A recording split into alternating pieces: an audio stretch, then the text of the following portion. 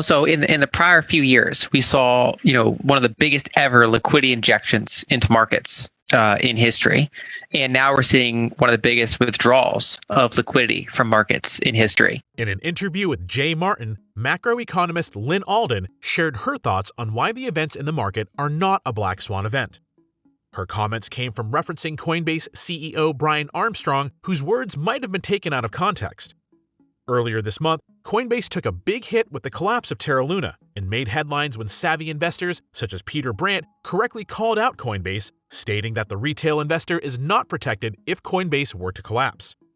This caused quite a stir for the public relations of Coinbase, and CEO Brian Armstrong admitted that while Coinbase's prime and custody customers have strong legal protections in their terms of service, retail customers did not.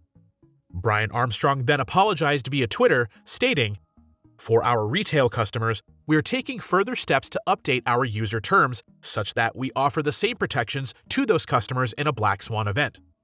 We should have had these in place previously, so let me apologize for that." Some pundits and analysts believe Armstrong was calling the Terra Luna collapse a black swan event, while others are saying his wording was proactive and suggesting future events. Regardless of how you see it, Lyn Alden and other analysts are adamant that the collapse of Terra Luna was not a black swan event, and people did call its downfall because of its faulty protocol, and that much of what's coming is somewhat predictable when looking at the probabilities. But before we listen to Lyn, if you're new to the channel, make sure to like and subscribe as we put out daily content to keep you updated on the market. So a black swan is pretty much by definition unpredictable, right? And so there are low probability events that occurred. Like, I mean, I think the Russia invasion into Ukraine, I mean, the idea that it would happen right now this year was surprising to many, including myself. Yeah. So there's a number. I mean, the timing of the pandemic, a few years ago, things like that are possible to have in your kind of near-term models.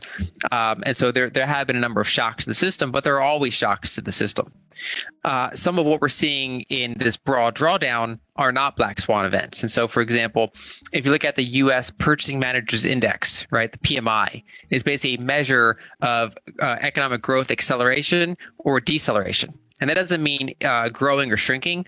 It means accelerating or decelerating. And of course, if it decelerates enough, it can outright shrink. And if you look at that long-term cycle, roughly every 3 years, you go through one of these gyrations where it looks like a sine wave with like a 3-year period.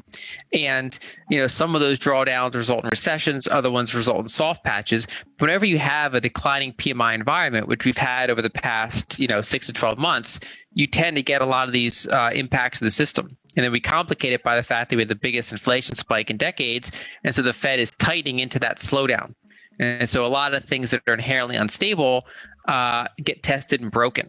And what we're seeing in crypto, I mean, it's always hard to say what specifically is going to happen. But for example, the biggest news event there is the complete unwinding of the Terra Luna ecosystem. And there are a number of us, including myself, that actually wrote ahead of time about the risks with that protocol. And so, I didn't say it was going to crash in mid-May. It was like, it's like, if you're worried about forest fires, you can describe, the conditions for a forest fire are looking very problematic, but you can't predict when lightning is going to hit a tree, right? Yeah. And so there are a bunch of people that are outlining there are aspects in the broad crypto space that are completely unsustainable, and that can be separate from your long-term view of something like Bitcoin.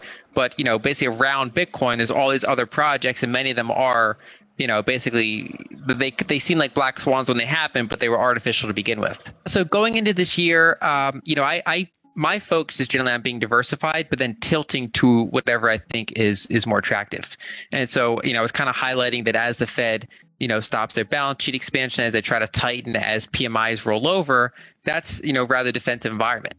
And I was upfront and saying, like kind of like that analogy I said before, like you can show conditions of a forest fire, but you can't predict, where lightning is going to strike. I was basically saying, I don't know if we're going to get sharp drawdowns or if we're going to stagnate, but I think that risk assets in general are going to have a tough 2022. And so I was leaning defensive. I was kind of emphasizing healthcare stocks, energy pipelines, energy producers, maybe a little bit higher cash or tips position, gold. And so that doesn't mean I don't own other assets as well. but as basically emphasizing some of those defensive assets that historically do better in falling PMI environments. And I think we're still kind of in that camp. I think a lot of that's already played out. We've already seen complete turmoil. Basically, it's more bearish than my base case would have been, but it's in line with that defensive type of view. And I think that the further it plays out, the more we can go back and look at some of those other assets, right? So some of those really, you can kind of, let's say you look at ARK stocks, for example, 5 years from now, a lot of them were just inherently bad companies, but probably some of them will bounce back and be stronger than they are now, right? So you can kind of, I think that's a market where it's been totally devastated. And so you can go in there and see maybe there are some babies that were thrown out with the bathwater and say, okay, when we do see a Fed pivot, these are the names I might want to have exposure to. So I think we can start looking at the other side of that. But basically, as long as you're still in a falling PMI environment, as long as the Fed still try to tighten, it's hard to really get too much risk exposure. To watch the full interview, check out the link in the description. What do you think of Lyn's comments here? Do you think the collapse was a black swan event? Leave a comment. If you found value in the content, hit the like button as that greatly helps the channel find similar viewers like you. If you're new to the channel, make sure to hit the subscribe button as we put out daily content to keep you updated on the market.